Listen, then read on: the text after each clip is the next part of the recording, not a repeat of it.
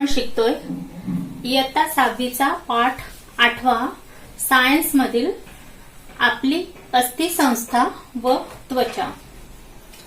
तर हा आपला हा पाठ आपली अस्थिसंस्था व त्वचा। तर आता आपण या पाठामध्ये सर्वप्रथम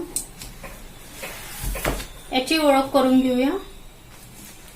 ही आहेत इंद्रिय, इंद्रिय संस्था व मानवी सांगाडा।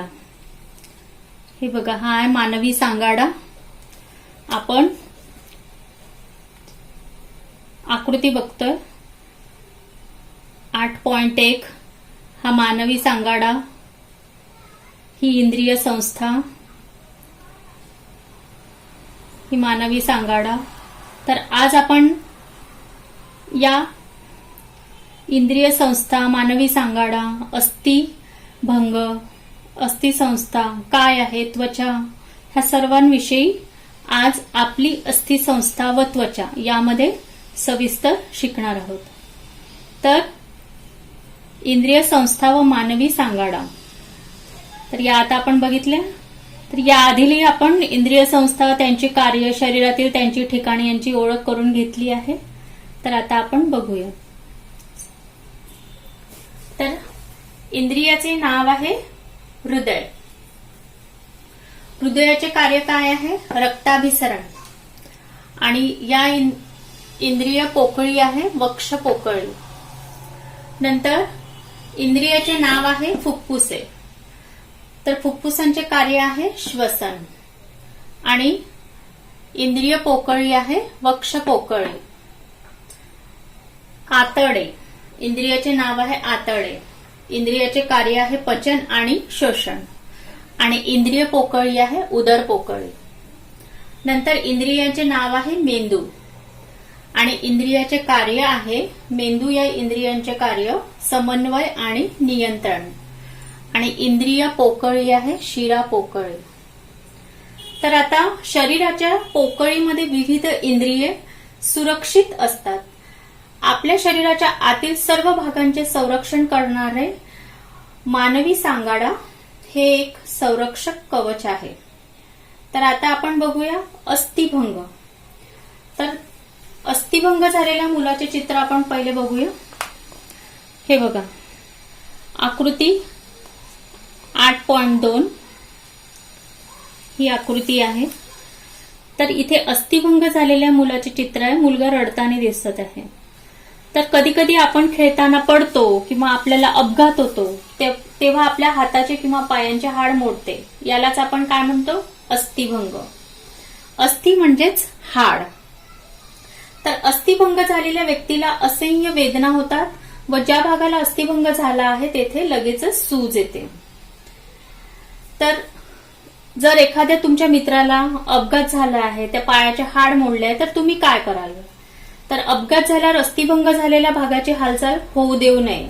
तो भाग स्थिर ठेवावा व वैद्यकीय उपचारासाठी त्याला घेऊन जावे।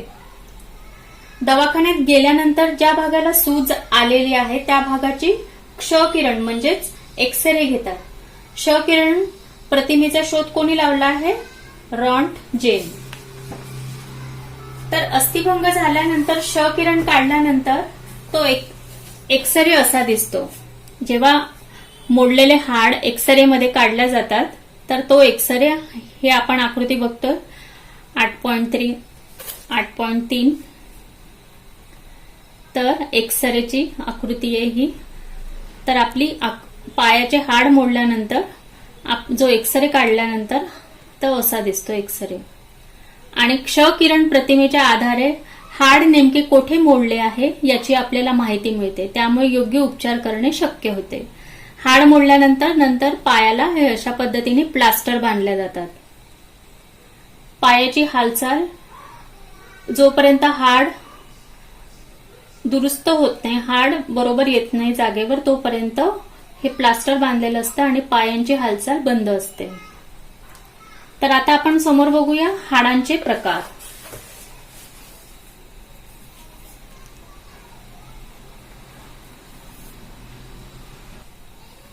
तर आता आपण बघतोय हाडांचे प्रकार। चपटी हाडे, लहान हाडे, अनियमित हाडे आणि लांब हाडे. तर असे 4 प्रकार आहेत. तर आता पाठ्यपुस्तकात आपण पेज नंबर 58 यावरती हाडांचे प्रकार बघतोय. तर ही बघा, ही वरती चपटी हाडे. आपल्या शरीरातील हाडांचे आकारानुसार प्रामुख्याने 4 प्रकार पडतात. तर जी पहिली आहे चपटी हाडे. तर ही आपण आकृती बघतोय चपटी हाडांची. चपटी हाडे, चपटी हाडे. नंतर आहेत लहान हाडे. ही लहान हाडे. दुसरा, नंतर तिसरे हाडांचा प्रकार आहे, तिसरा प्रकार अनियमित हाडे. ही बघा, अनियमित हाडे. अनियमित हाडे अशा प्रकारची असतात. नंतर आहेत लांब हाडे. लांब हाडे ही अशा प्रकारची असतात. तर आता आपण हाडांविषयी माहिती वाचूया. मानवी अस्थिसंस्था. तर आपल्या शरीरामध्ये असणाऱ्या सर्व हाडांचा आकार एकसारखा नसतो. प्रत्येक हाड हे वेगवेगळे असते. सर्व हाडांचा मिळून एक सांगाडा तयार होतो. सांगाड्यांमुळे शरीराला आकार प्राप्त होतो. शरीरातील सर्व हाडे व कुरच्या एकत्र मिळून अस्थिसंस्थेची रचना होते. हाडांची रचना कठीण असते. हाडे लवचिक नसतात. हाडांची रचना मुख्यत्वे 2 घटकांनी बनली असते. अस्थिपेशी या जैविक असतात, तर कॅल्शियम कार्बोनेट, कॅल्शियम फॉस्फेट, खनिज, क्षार यासारख्या अजैविक पदार्थांपासून हाडे बनतात. कॅल्शियममुळे हाडांना मजबूतपणा येतो. शरीराला निश्चित आकार देऊन आधार देणाऱ्या तसेच शरीराच्या आतील नाजूक इंद्रियांचे रक्षण करणाऱ्या संस्थेला अस्थिसंस्था असे म्हणतात. लक्षात आलं? शरीराला निश्चित आकार देऊन आधार देणाऱ्या तसेच शरीराच्या आतील नाजूक इंद्रियांचे रक्षण करणाऱ्या संस्थेला अस्थिसंस्था असे म्हणतात. तर आपण हे बघतोय चित्रातील सांगाड्यांवरून हे प्राणी, विविध प्राण्यांचे हे सांगाडे आहेत. हे बघा, विविध प्राण्यांचे सांगाडे आहेत. आकृती 8.4. आता आपण समोर बघूया मानवी अस्थिसंस्थेचे भाग. ही आहे कवठी. हे बघा विद्यार्थी मित्रांनो, बच्चा पार्टी, ही आहे कवठी. कवटी. त्यानंतर हा जो छातीचा पिंजरा दिसतोय, हा आहे छातीचा पिंजरा. पिंजऱ्यासारखा जो भाग दिसतोय तो आहे छातीचा पिंजरा. त्यानंतर हा आहे पाठीचा कणा. पाठीचा कणा. त्यानंतर हा हात. त्यानंतर हे पाय. तर ही आकृती आहे पान नंबर 59 पेज नंबर आणि आकृती नंबर आहे 8.5 मानवी अस्थिसंस्थेचे भाग. तर आता आपण या पूर्ण आकृतीची माहिती बघूया.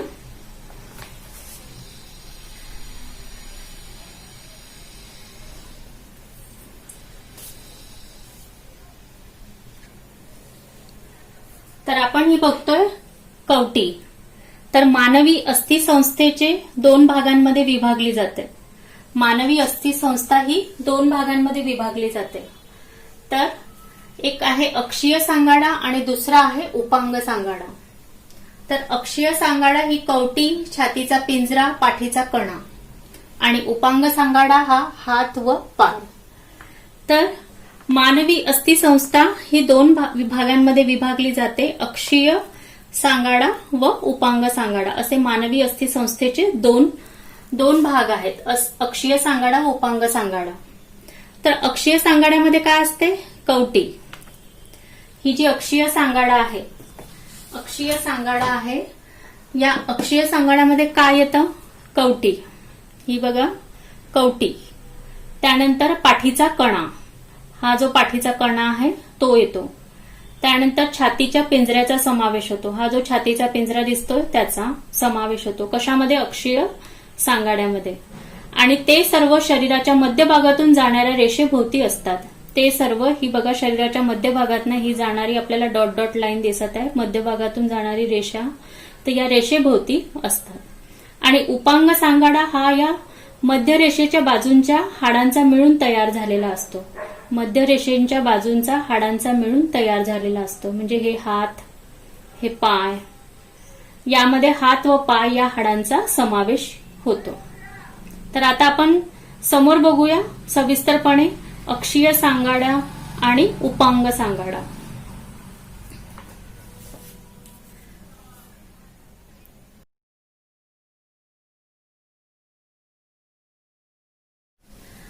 तर आपल्या शरीराची अक्षीय सांगाडा आणि उपांग सांगाडा. ते अक्षीय सांगाडामध्ये येतं कवटी, छातीचा पिंजरा, पाठीचा कणा, आणि उपांग सांगाडामध्ये येतं हात व पाय. तर आपल्या शरीराची वाढ होताना हाडांची लांबी व आकार वाढत जातो. लहान मुलांच्या वयानुसार त्यांच्या हाडांची लांबी व आकारात फरक दिसून येतो. परंतु शरीराची वाढ ही एका विशिष्ट मर्यादेपर्यंतच होते. उंच व्यक्तीच्या पायातील हाडांची लांबी अधिक असते. तर अक्षीय सांगाडामधील आपण कवटी, ही बघा, ही कवटी, हा जो भाग दिसतो हा कवटीचा भाग आहे, आणि हा जो खालचा भाग आहे तो आहे खालचा जबडा. हा जो भाग दिसतो हा आहे खालचा जबडा. तर कवटी डोक्याची व चेहऱ्याची हाडे मिळून कवटी बनते. तर यातील हाडे आकाराने सपाट व मजबूत असतात. डोक्यात 8 आणि चेहऱ्यामध्ये 14 अशी एकूण 22 हाडे कवटीमध्ये असतात. या कवटीमध्ये 22 हाडे असतात. कवटीतील खालचा जबडा सोडून इतर सर्व हाडांची हालचाल होत नाही. फक्त या जबड्याची हालचाल होते, बाकी सर्व हाडांची हालचाल होत नाही.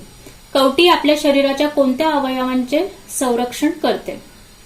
तर आता आपण नंतरच बघूया छातीचा पिंजरा. तर हा आपण आकृती बघतोय छातीच्या पिंजऱ्याची. तर तुमच्या छातीच्या डाव्या व उजव्या बाजूवरून हात व बोट फिरवा. दोन्ही मिळून किती हाडे आहेत? मध्यभागी बोट फिरवा. किती हाडे जाणवतात? तर छातीमधील पिंजऱ्यासारखी रचना असणाऱ्या भागाला छातीचा पिंजरा असे म्हणतात. ही बघा छातीच्या पिंजऱ्याची रचना. छातीत एक उभे चपटे हाड असते, त्याला उरोस्थी म्हणतात. त्याला आडव्या चपट्या बरगड्यांच्या 12 जोड्या जोडलेल्या असतात. या 25 हाडांचा मिळून छातीचा पिंजरा तयार होतो. तो मागून पाठीच्या कण्याला जोडलेला असतो. तर हा आहे आपला छातीचा पिंजरा. याच्यामध्ये किती हाडांचा मिळून बनलेला असतो? हा 25 हाडांचा मिळून हा छातीचा पिंजरा तयार होतो. आणि तो कशाला जोडलेला असतो? तर पाठीच्या कण्याला जोडलेला असतो. मागून जो पाठीचा कणा असतो, हा जो पाठीचा कणा आपण बघतोय, हा बघा, हा पाठीचा कणा बघतोय, याला हा छातीचा पिंजरा जोडलेला असतो. पाठीचा कणा, कुलपासारख्या आकाराची हाडे एकसारखी उभी अशी सरळ जोडून पाठीचा कणा तयार होतो. पाठीच्या कण्यात एकूण 33 हाडे असतात. या पाठीच्या कण्यात एकूण किती हाडे असतात? 33. तर त्यातील प्रत्येकाला मणका म्हणतात. या प्रत्येक हाडांना काय म्हणतात? मणका. तर ती सर्व हाडे लवचिक असून एकावर एक अशी रचलेली असतात. तर आपण बघू शकता ही आकृती. पाठीचा कणा, एकावर एक अशी बसलेली कण्याची हाडे. तर ही हाडे कशी असतात? लवचिक असून एकावर एक अशी रचलेली असतात. पाठीचा कणा हा मेंदूतून निघणाऱ्या चेतारज्जूचे संरक्षण करतो. पाठीचा कणा हा कशाचे संरक्षण करतो? मेंदूतून निघणाऱ्या चेतारज्जूचे संरक्षण करतो. तर आपल्याला पाठीचा कणा नसता तर काय झाले असते? आणि ही बघा, ही मणक्याची आकृती आहे. आता आपण शिकतो उपांग सांगाडा. उपांग सांगाडा. तर उपांग सांगाड्यामध्ये काय येतं? हात व पाय. तर मानवी शरीरात 2 हात व 2 पाय असतात. हात व पायांच्या विविध भागांमध्ये अनेक हाडे असतात. ती एकमेकांशी सांध्यांनी जोडलेली असतात. तर आपल्या लक्षात आलंय अक्षीय सांगाडा आणि उपांग, अक्षीय सांगाडा आणि उपांग सांगाडा.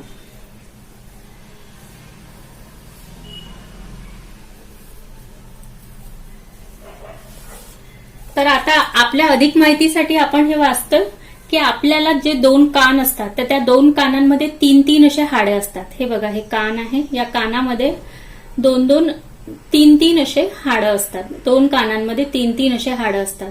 त्यापैकी कडी म्हणजे स्टिरप हे कानातील हाड. कडी म्हणजे हे बघा, कडी हे हाड आपल्या शरीरातील सर्वात लहान हाड आहे. आणि ते केवढे असते? तांदळाच्या दाण्या एवढे व पोकळ असते. पोकळ असते. त्याचा आकार काडीसारखा असतो. त्याचा आकार कडीसारखा असतो. म्हणून इथे बघा, हे तांदळाच्या दाण्यासारखे असते हे हाड आणि पोकळ असते आणि तिला काय म्हणतात, कडी. का बरं कडी म्हणतात, कारण कडी सारखा आकार असतो. मानवी शरीरातील सर्वात लांब आणि मजबूत हाड मांड्यांमध्ये असते.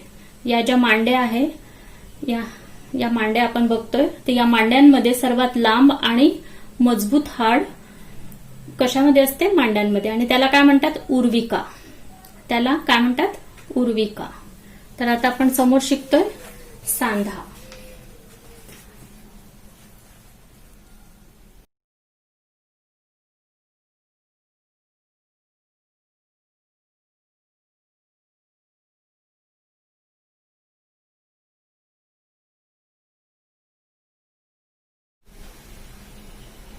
तर आता आपण बघतोय सांधा. तर सांध्याचे 2 प्रकार आहेत, चल सांधा, अचल सांधा. तर चल सांधा यामध्ये हाडांची हालचाल होते. चल सांध्यामध्ये काय होतं, हाडांची हालचाल होते. हात, त्याची उदाहरणं आहेत हात व पाय यातील हाडे. आणि अचल सांध्यामध्ये हाडांची हालचाल होत नाही, कारण की त्यामध्ये येतात उदाहरण कवटीची हाडे, खालचा जबडा सोडून. तर सांधा म्हणजे काय, तर ज्या ठिकाणी 2 किंवा 2 पेक्षा जास्त हाडे जोडलेली असतात, ज्या ठिकाणी 2 किंवा 2 पेक्षा जास्त हाडे जोडलेली असतात त्या जोडणीला म्हणतात सांधा. तर सांधा हे 2 प्रकारचे असतात, चल सांधा आणि अचल सांधा. तर आता आपण बघूया सांध्यांचे प्रकार.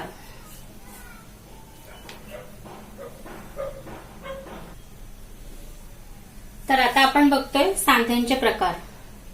तर सांध्याचे प्रकार 3 आहेत. पहिला आहे बिजागिरीचा सांधा, दुसरा आहे उकळीचा सांधा आणि तिसरा आहे सरकता सांधा. तर बिजागिरीच्या सांध्याचे उदाहरण आहेत कोपर व गुडघा. उकळीच्या सांध्यांचे उदाहरण आहे खांदा व खुबा. आणि सरकता सांधा आहे उदाहरण मनगट, पायाचा घोटा यामधील सांधे. तर आता आपण ही सांध्यांची आकृती बघूया. पेज क्रमांक 61. तर सांध्यांचे काही प्रकार दिलेले आहेत. तर आपण हे बघूया. बिजागिरीच्या सांध्यांची आकृती, ही बिजागिरीच्या सांध्यांची आकृती आहे. नंतर उखळीचा सांधा, ही आकृती आहे उखळीच्या सांध्यांची. त्यानंतर आहे सरकता सांधा, तर ही आहे सरकता सांध्यांची आकृती.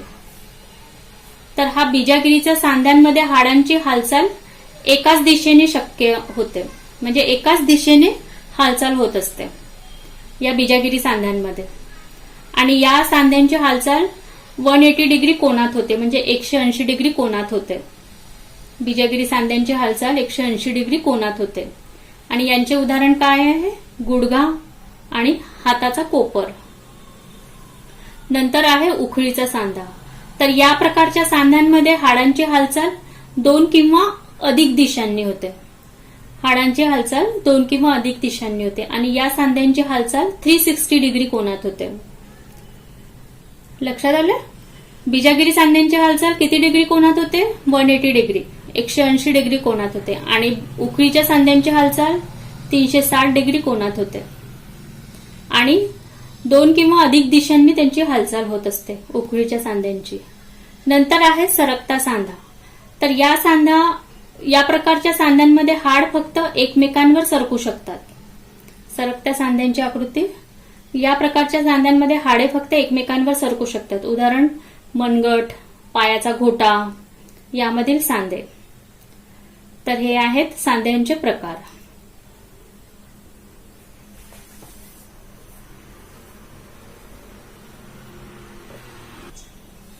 त्वचा. तर आता आपण शिकतोय त्वचा. तर त्वचा म्हणजे काय, आपल्या शरीरावर जी त्वचा दिसते तर शरीराच्या बाह्य आवरणाला त्वचा म्हणतात. शरीराच्या बाह्य आवरणाला त्वचा म्हणतात. तर आपल्या सर्वांच्या ओळखीची आहे त्वचा, गोरी त्वचा, काळी त्वचा, सावळी त्वचा. तर शरीराच्या बाह्य आवरणाला त्वचा म्हणतात. त्वचेची रचना कशी असते, बाह्य त्वचा, अंतस्त्वचा. तर त्वचेचे कार्य सर्वप्रथम आपण समजून घेऊया. तर शरीराच्या अंतरंगाचे जसे स्नायू, हाडे, इंद्रिय संस्था इत्यादींचे रक्षण करणे. त्वचेचे कार्य काय आहे की शरीराच्या अंतरंगाचे जसे स्नायू, हाडे, इंद्रिय संस्था इत्यादींचे रक्षण करणे. दुसरं कार्य आहे त्वचेचं शरीरातील आर्द्रता राखून ठेवण्यास मदत करणे. तिसरं कार्य आहे ड जीवनसत्वाची निर्मिती करणे, ड जीवनसत्व प्रोड्यूस करणे. चौथं कार्य आहे शरीरातील घाम बाहेर टाकून शरीरातील तापमानावर नियंत्रण ठेवणे. आणि 5वं कार्य आहे उष्णता थंडी यापासून संरक्षण करणे. आणि 6वं कार्य आहे त्वचा स्पर्शेंद्रिय म्हणूनही कार्य करतं. तर आता आपण बघूया की त्वचा ही सर्व सजीवांच्या शरीराचा एक महत्वाचा मोठा अवयव आहे. त्वचेवर केस असतात व तर पायांच्या व हातांच्या बोटांच्या टोकावरील त्वचेवर नख असतात. आपल्या सर्वांना नख माहिती आहे, नख असतात.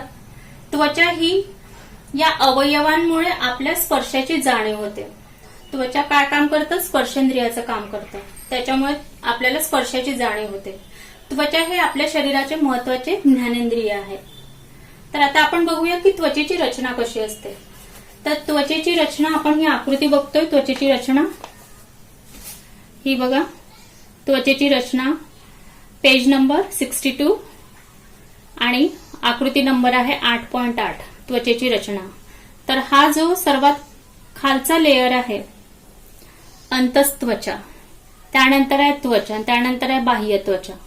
तर आता आपण माहिती घेऊया की बाह्य त्वचा काय असते. तर मानवी त्वचा ही मुख्यत्वे 2 थरांची बनलेली असते.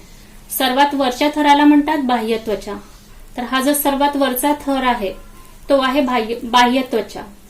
तर त्याखाली थराला अंतस्त्वचा असे म्हणतात. त्याखाली थराला अंतस्त्वचा असे म्हणतात. त्याखाली रक्तवाहिन्या व मज्जा तंतूंचे जाळे असते. त्याच्या खाली उपत्वचीय थर असतो. तो शरीराचे तापमान नियंत्रित करण्याचे काम करतो. बाह्य त्वचेचे वेगवेगळे थर असतात. या बाह्य त्वचेचे वेगवेगळे असे थर असतात. तर आता आपण बघूया मेलॅनिन. मेलॅनिन काय असतं? मेलॅनिनमुळे आपल्याला आपल्या त्वचेला रंग प्राप्त होतो. तर मेलॅनिन हे बाह्य त्वचेच्या थरांमधील पेशीत मेलॅनिन नावाचे रंगद्रव्य असते. ही जी बाह्य त्वचा आहे याच्या थरामधील पेशीत हे जो थर दिसतो या पेशीमध्ये मेलॅनिन नावाचे रंगद्रव्य असते. तर मेलॅनिन काय करतो? त्वचेतील विशिष्ट ग्रंथीत तयार होते. मेलॅनिनच्या प्रमाणावरनं त्वचेचा गोरेपणा, काळेपणा ठरतो. वातावरणावरही त्वचेचा रंग अवलंबून असतो. मेलॅनिन त्वचेचे व आतील भागांचे अतिनील किरणांपासून संरक्षण करते. तर उन्हातून चालून आलो आणि अथवा आपण खेळत राहिलो तर त्याचवेळी आपली त्वचा अशी ओलसर झालेली दिसते. यालाच आपण काय म्हणतो? घाम आला म्हणतो. तर आपल्या त्वचेमध्ये घाम तयार करणाऱ्या ग्रंथी कोण असतात? तर त्यांना घर्मग्रंथी असे म्हणतात. तर घर्मग्रंथी काय काम करतात? त्यांच्यामुळे आपल्याला घाम येतो. उन्हात आपण खेळलो किंवा इतर कारणाने शरीराला श्रम झाले की त्वचेचे तापमान वाढले तेव्हा घामाची निर्मिती होते व आपल्या शरीराचे तापमान कमी होण्यास मदत होते. तर आपल्या शरीराचे तापमान नेहमी 37 डिग्री सेल्सिअसच्या जवळपास कायम राहते. तर आज आपण काय शिकलो, म्हणजे काय माहिती?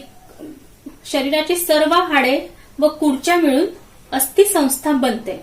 हाडांच्या सांगाड्यांमुळे शरीराला काय होतं? आकार आणि आधार मिळतो. आणि शरीरातील सर्व हाडे व कुडच्या मिळून अस्थिसंस्था बनते. जी आपल्या शरीरामध्ये जी अस्थिसंस्था असते ती हाडे व कुडच्या मिळून बनलेली असते. शरीराच्या बाहेरील आवरणाला काय म्हणतात? त्वचा.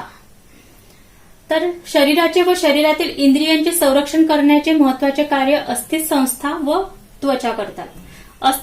अस्थिसंस्था व त्वचेची काळजी घेणे आवश्यक आहे. मानवी अस्थिसंस्थेचे कवटी, छातीचा पिंजरा, पाठीचा कणा, हात, पाय असे भाग पडतात. मानवी त्वचेचे अंतस्त्वचा, बाह्य त्वचा असे थर असतात. बाह्य त्वचा, त्वचा, अंतस्त्वचा असे थर असतात. तर आपल्या जे केसांना रंग येतो तो कशामुळे येतो? मेलॅनिनमुळे ठरतो. काळे गडद केस हे शुद्ध मेलॅनिनमुळे, तर भुरे पांढरट केस हे मेलॅनिनमधील गंधकांमुळे आणि तांबडे केस हे मेलॅनिनमध्ये लोह असल्याने आपल्याला पाहायला मिळते. तर आपल्या त्वचेच्या आरोग्यासाठी ती स्वच्छ ठेवणे अतिशय आवश्यक असते. त्वचेच्या रंगावरून भेदभाव करणे हे अशास्त्रीय व गैर असून कृत्रिमरित्या गोरे होण्याचा अट्टहास आपण टाळावा. तर विद्यार्थी मित्रांनो, आज आपण या पाठात आपली अस्थिसंस्था व त्वचा याविषयी सविस्तर माहिती घेतलेली आहे. आकृत्यांसकट सर्व शिकलेलो आहोत. तर इथे आपला हा पाठ संपतोय.